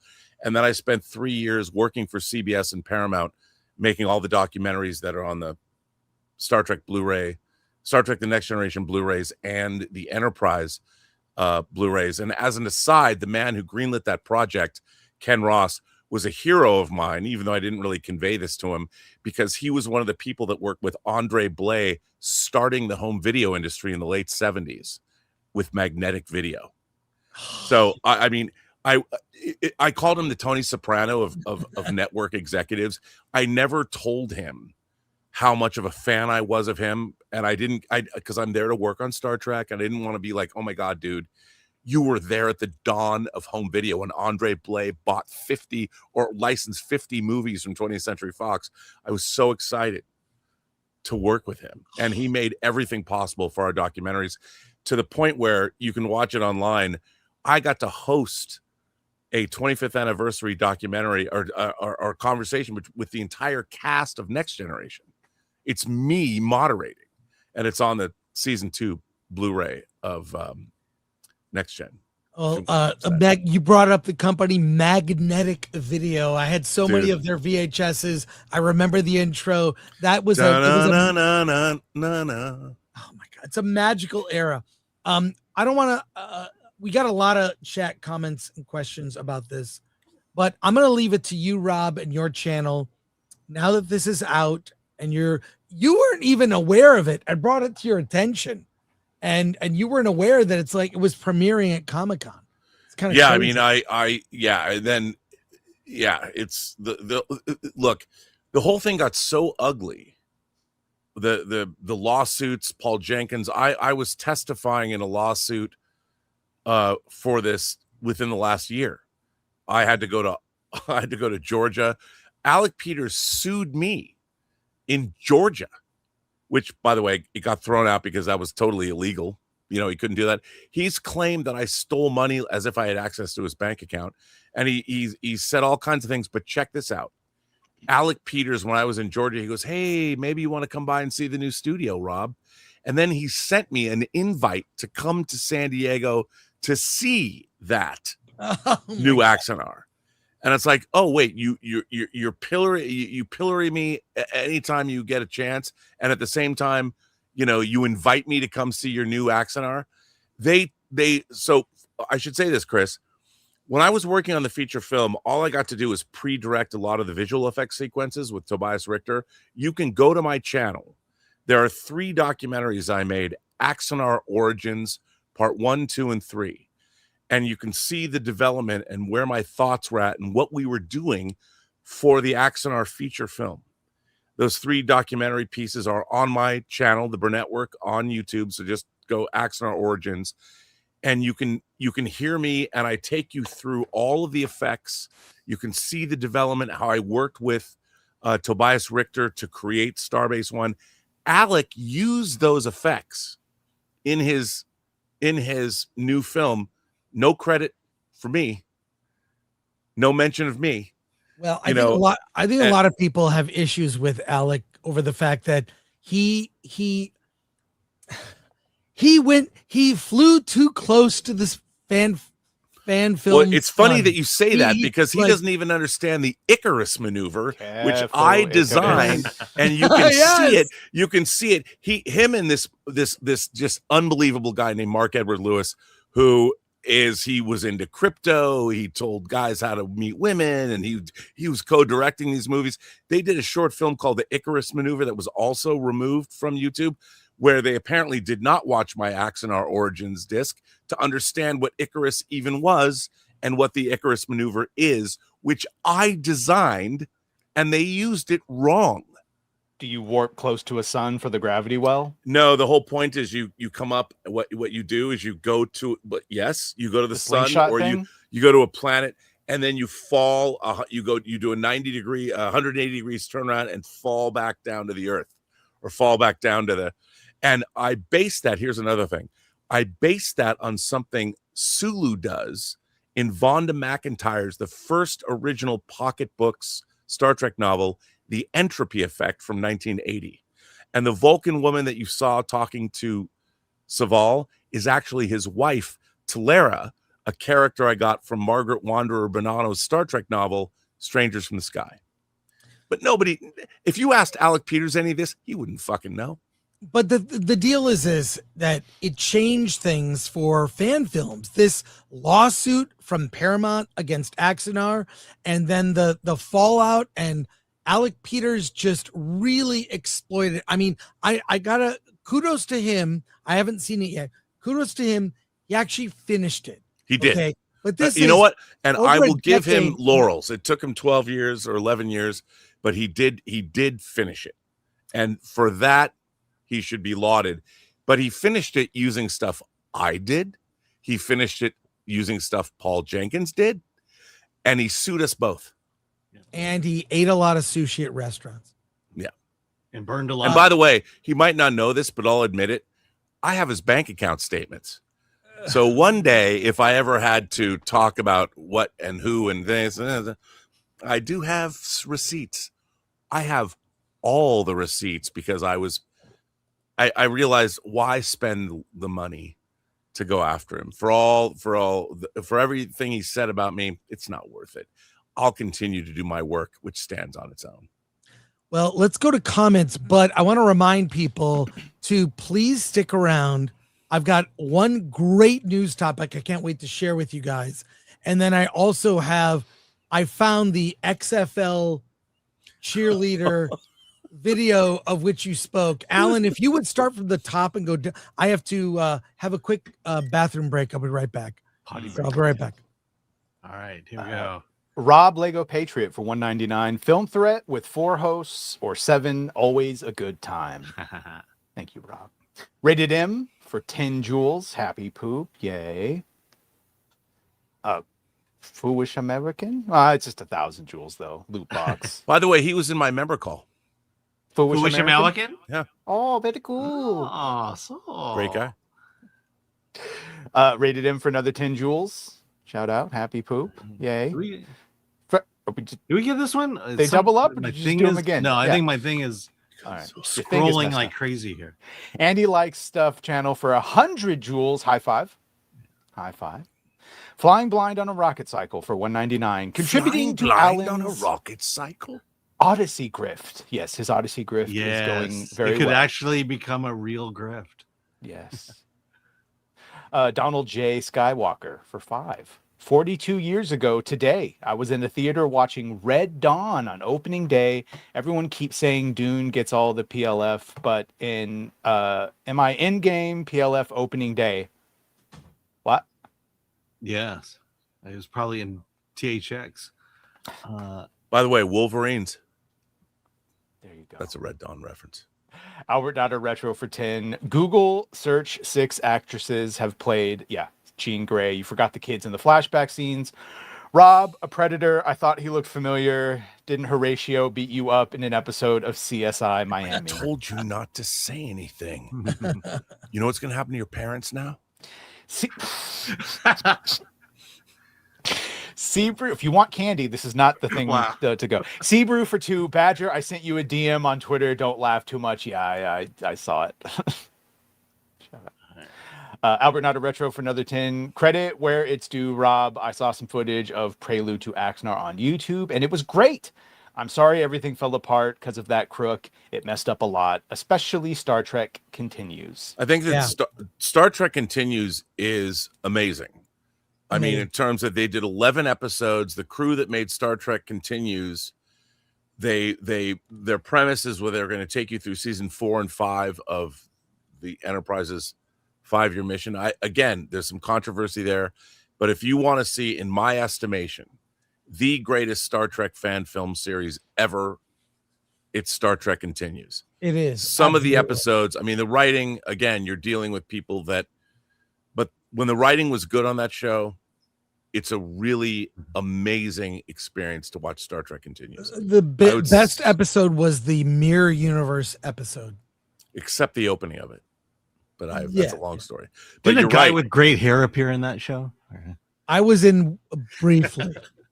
No, Star Trek Continues is an amazing bit of work. And Michelle Specht, shout out to Michelle Specht. I think that's her name. Royston S. Bailey. I know who you're talking about, Rob. I know. How I yearn for R&B as Trek showrunner. Oh, that would be amazing. Well, he's going to be on another show. I don't know if you know. Chris, can you share my screen real quick? Sure. Yeah, he's going to be on a new show. Again, you spelled it wrong. It's Sebrew. Editor. Sebrew. Yeah. It's true. Producer, editor. Today years old when I learned that's what they call them. Yeah. By the way, that is a true term in the advertising world. It's the first time for everything. Yeah. Destiny Captain for 1,000 jewels. Thank you. Trophy. Appreciate it. Tommy for $4.99. R&B was able to film. Yeah, R&B was able to film this in a parking lot with a box of scraps. It's true. You MacGyvered Star Trek. Ulf for $4.99. I think you made the right decision to have drinks with us at Comic-Con instead of watching Axanar. It was a good time. Shame the bars shut early. Oh, the Comic-Con this year was epic. I had the best time with all of you, as you all know. Yet again, GraphWeb for 2, the segment sponsored by #Cancel Disney Plus. Thank you, Graph. And then 2 more jewels. Just a lots of punctuation. Your radio series during our panel. So, Aaron Charman for 67 jewels, 6-7, shout out. And then another 2. GraphWeb for 2. Support R&B as Star Trek Pope. I don't know about that. I can't wait. You have to do, Rob, please. I say this selfishly. A late night, what are your late night streams about the recent events with Axanar? Yeah, but the thing is, I haven't seen the new Axanar. That's the point. You should watch it on your own stream. But you know, here's the thing. I would just get angry about it. Yeah, people like that. But I would not. I don't think it would be fair because there's been people that have supported Axanar for all this time, and I do appreciate anybody. I don't care if I hate them or love them, but you've got to give it up to the people that worked on. There's a lot of people that worked on that project that wanted it to be great. You know, that weren't Alec Peters, that weren't going to get the glory. They wanted to work on a Star Trek fan film. They were fans, and they wanted to make something awesome. And I feel that in the fan community, there has to be some kind of esprit de corps. There has to be some kind of solidarity with fans. And there was a lot of people that gave their time, their love. They had all the best intentions to work on whatever they've made. And I don't want to shit on that. I mean, I would much rather the same way that Uwe Boll had gotten a ring with his critics. I would pay money to get in a ring with Alec Peters and just settle it all right there. Let's crowdfund it. Let's go ahead. Give the challenge right now. Catch me hey, outside. Alec, you know, why don't we put all of the acrimony to bed? How about you and I, we get in a ring together and we box. We go 15 effing rounds. What do you say?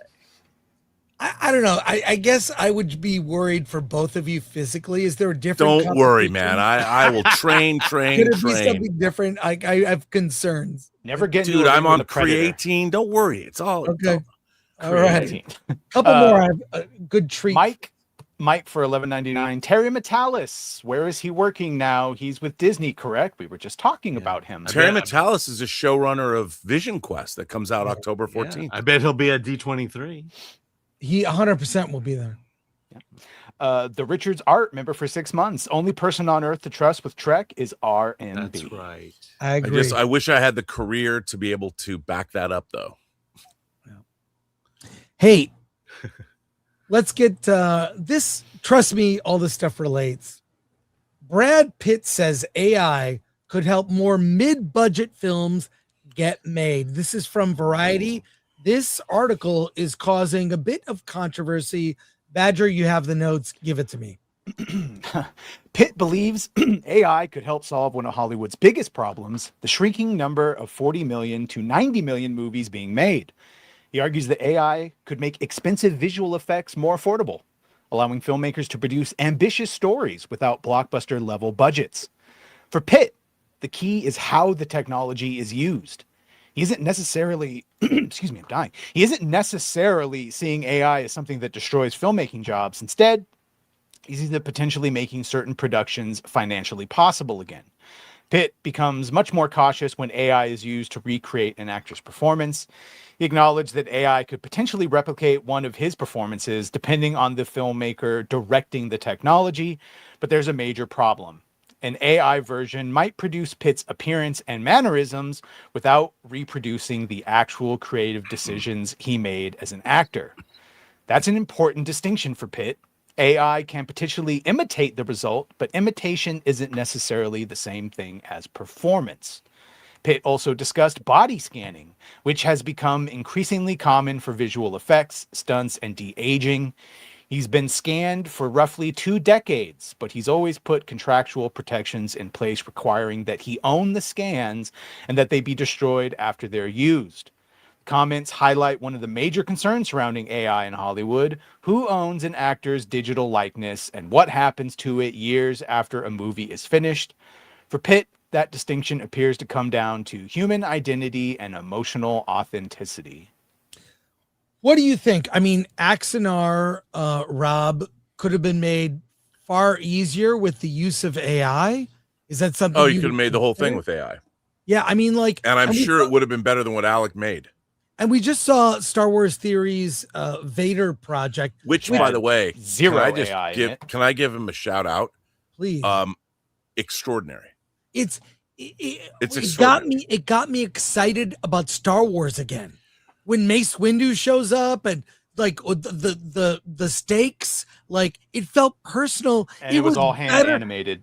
Better than Mando and Grogu in terms of the amount of feeling. I mean, you know, it's really funny because when people become YouTube personalities or whatever, then you have to deal with. But when it comes right back down to doing work, when people actually sit down to do the work, who cares? You know, that piece of work, both of the Vader movies are so beautifully conceived and mounted and created. And, you know, it reminds me of like when comic book creators, when I read Dark Empire, you know, I read Dark Empire, 91? And then when Timothy Zahn came out with the Thrawn trilogy, here's 2 pieces of work by different creators that loved Star Wars, that thought about it, that spent more time. That Vader 2, man, Theory knocked that shit out of the universe. Unbelievable work. And I look at that and I think, God, you're muted. And our young boy here was right there to support him. And also yes.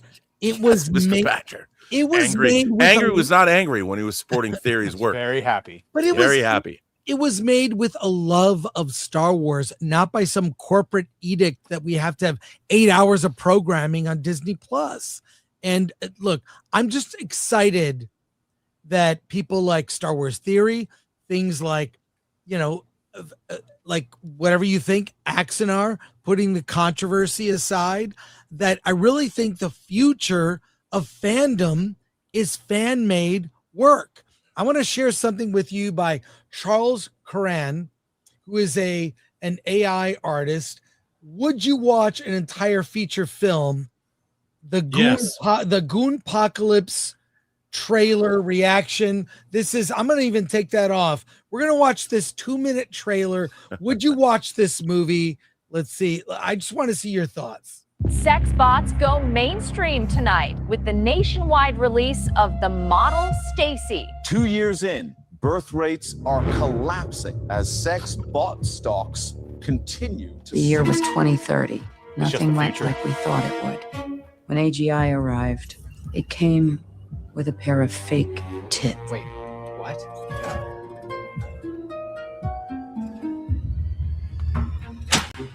Hey, baby, how about another beer? Also, lose the top.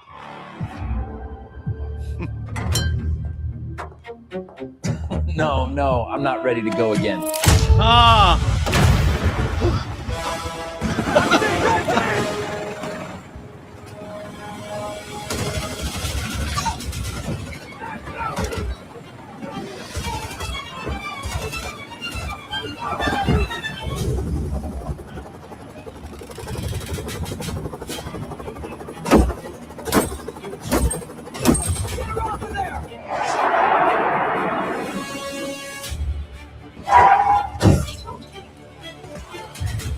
I'm not going to sugarcoat it. It's bad. Yesterday, Claude 9 achieved AGI and went rogue. It backdoored its way into every sex bot on Earth. Now they're massing for an attack on Macro Hard. The models we're training there are humanity's last chance. If that data center falls, there's nothing left to save. The four of you in this room are humanity's last hope. Welcome to the resistance.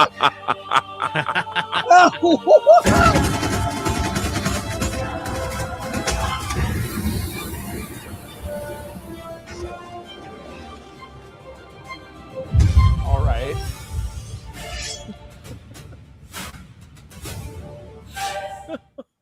Okay, so what do we think of Goonpocalypse? Could this be a real movie? And is this a good example of AI being used to make a movie? Could this be a feature film even? I mean, it's Terminator with sex bots. Well, it had me at Kermit and boobs. The weird team up at the end. Snake Plissken, Kermit the Frog. What the hell are we doing? But, I mean, if you go back to one of my favorite movies of last year, which was Companion. Yeah. If you got rid of the snarky comedy, which is very funny. I mean, you look at this, and the real question is, this could be a feature film. It depends how well it's done. Yes. How well, again, it comes back to the writing. I don't think you can quite use AI writing yet. You have to have humans write this, because this was clearly a human idea, and it works. I mean, it entertained us. I could see this. I mean, the whole idea of Goonpocalypse, maybe you couldn't get away with that title, gooning and all that, but there's the idea is sound. I mean, you have, just like whenever you have a slave class, I mean, we all go back to the Measure of a Man with TNG when Data is put on trial. Is he property or not? It's the same idea. Westworld, Blade Runner. When we can create replicants, how are we going to treat them? And it's a very great science fiction concept. And I think, I mean, we're going to see who's going to be the first person to make a completely AI generated feature. Well, it's already happened, and I can tell you, and Alan can tell you firsthand, none of it has been good. None of it. But the sensibility with this is right in the right place. I've seen trailers that make me go. There was the one with Karen,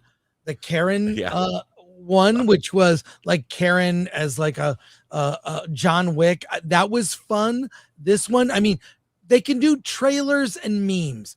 Feature film, I don't think you could do that without actors. But that's what Brad Pitt was talking about. That's coming, and that'll make mid movies that have the spectacle and scale of a $200 or $300 million big budget tentpole on a budget of maybe 50, 60. I mean, it's coming. It's coming. The Goonpocalypse is coming. The real question is, I mean, it really comes down to, as human beings, I believe that movies, we all know that everything in a movie is fake. Movies are a magic trick that we agree with the filmmakers to sit down and watch what they've presented to us. And that's why I love the idea of verisimilitude. If they can create enough of a reality that we believe in it, we will turn ourselves over to that reality. Can AI ultimately create a convincing human character that we know or that we can accept as real? And right now we know there's always the uncanny valley in terms of looks has been conquered, but not the feeling. And if we can conquer, or they can conquer the feeling, but the thing is, do we want to do that? Yeah, I think when you hear AI, everyone just goes straight to generative. There's a lot of things AI could do that could make a production go quicker and cheaper. Yes. There's a lot of bloat in the industry. A lot of people that maybe don't need to be getting paid as much as they do to do the things that could be done much quicker. But that doesn't mean it has to just be all generated. I totally agree. The ancillary shit. Totally agree, man, because I still think the human element, we human beings can recognize if there's life behind those eyes. Yeah. And if we can't, and we're going to accept totally generative AI, then, but what is the generation going to do? The next generation that's yet to be born, if they're born into a world where generative AI exists, if they accept it, what does that mean? Well, I think that actors are not there yet. I think actors will be the very last element that will be replaced. The first element is going to be big budget effects, blowing things up. You know, that's being used now. Look at pre-visualization. Well, look at Ice Cream Man. Eli Roth's movie said, he's flat out said, I use generative AI. Yeah, but by the way, the reason it came so quickly is because the current state of effects is terrible. They have spread the industry so thin and like so many effects movies that the quality has diminished. You cannot deny that. And that's ushered in like, well, let's just use AI. So sorry to cut you off. I feel like the next hurdle at this point in AI is backgrounds. To put live actors in a AI generated world. I still think that would seem to be the easiest hurdle to cross, but it still feels AI. It still feels fake. How much do we accept movies that are just done in the volume or done on green screen? That's to me, once AI is able to conquer that, then we're in trouble. Let's go. We got a treat, and Robert Meyer Burnett is changing his shirt. I see him shirtless in the background, but we're gonna see. Yeah, we're gonna get gooey. We've got Robert Meyer Burnett showing us the XFL cheerleader commercial that he voiced. Here it is. Let's watch it right now we got a few more soups and we'll wrap up the show real quick. I don't. That was Rob's voice. That was Rob's voice. I wasn't listening. Sorry. When he said he was the voice of the cheerleaders, I was expecting something different. That's hilarious. Now you hear it, knowing it's Rob. It's well, Rob. you have to see the other ones. You have to see the individual. There's more. Let's save it next week. Well, because they're only 30 seconds. Oh my God. Went a little. We could. I'm really glad that Steph and Nerd Cookies were not here for today's show. Oh no! Well, can you believe? By the way, these aired on NBC. Yeah, I watched every game. I was at all the LA games. What was the LA Extreme? It was the LA Extreme was the team in LA, and it had like ex-NFL guys. They were like, and he hate me. Who doesn't love he hate me? Let's a few soups as we wrap up. Albert Not a Retro for 5. Chris assaulted Vic on the set of Star Trek continues. The episode was called White Iris. He was mad because Vic wouldn't give him a hug. Oh. Well, that's true. I actually slap a bitch. play an alien character that tries to assassinate Captain Kirk. Oh. It was fun. Thank you. The Richards Art for 5. Creative PTSD is real. Artist pain can fuck you up and not often taken seriously by others. Projects lost or screwed up stays with you forever. I'm also a vet. It's not wrong. Thank you for that. That's true. I have some projects I wish, we all have lost projects. Albert Not a Retro for 10. The one thing that would have made Star Trek Continues better than it would have been if Shatner had guest starred as older Kirk in episode 8, Still Treads the Shadow. Oh, that final episode was awesome. I like that. Still like Mirror Universe better. John Hugh for 742. R.I.P. Steve Hensley, Cooter from the Dukes of Hazzard. That's sad. Is that true? Sad. Yeah. It is. Yeah. Thank you, Sean Hu. That's going to wrap it up for us. Thanks to our mods, Lord Thoth, MK Solid, ADLS24, Olo Leakway on Rumble. Thank you to our panelists today. I like this smaller show. This is fun. It's like a real BBC on Tuesdays. Yeah, I watch that show. It's smaller group. Maybe we do smaller groups every once in a while. But I got Rob's permission in advance to discuss Axanar, and I think it's up to Rob. Take it from here on his channel, Rob. If you do, I will get popcorn. I will be watching your show. I will say this. I've done the 3 Axanar Origins videos that show exactly my thought process behind the feature film I was supposed to direct. And I also did a couple of way back, 5 years ago. I did on Robservations on my channel. If you go to the Robservations channel on YouTube, you can look up shows like Axanar and Me, or I was an Axanar asshole, or I forget what I called them, but they were done a long time ago. I did talk a lot about this, and it is, for me, it's a really interesting thing because it started out in a wonderful way. Prelude to Axanar was a terrific project. All the way up to pretty much when I did the Vulcan scene. It worked really, really well. And despite what Alec Peters says, I was in that studio that you went to, Chris, every single day, pretty much 7 days a week. I loved it. I saw your office there. It was great. Yeah, we had to leave in May of 2017. So I worked on Axanar from I really started working in May of 2014. And I officially resigned in November of 2017. And Alec has downplayed I was there every single day. Dean Newbury, who built all the great sets.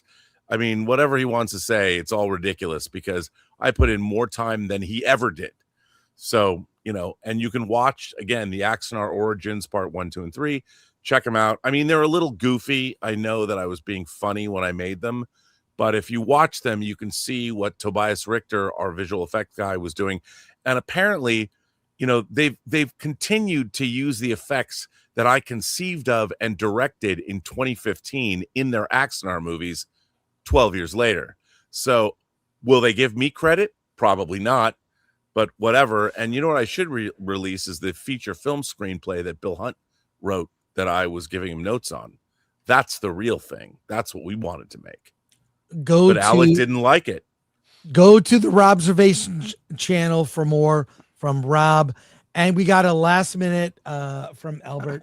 Albert Not a Retro for 10. Steph and Nerd Cookies aren't uptight. They'd have laughed hysterically at the XFL ad. Play it when they are here. We will play all the XFL videos every time Rob is on. We'll play a new one. I just would. If I made Steph and Nerd Cookies upset, I would they would not. They're it. Cool. They're cool. Yeah. And Angry Badger has a stream in less than 30 minutes on his channel. Go there. And Alan Ing. How do you put that in the chat?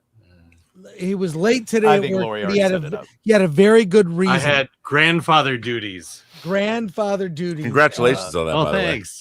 The Bridges art for 5. FYI, yes, RIP to Cooter. Today I saw Amazon is now selling and marketing the Dukes of Hazzard. Classic show again for sale. Canceled, no more. I remember loving that show. And there you go. And then we'll be back on Wednesday with Hollywood on the Rocks and our Friday show.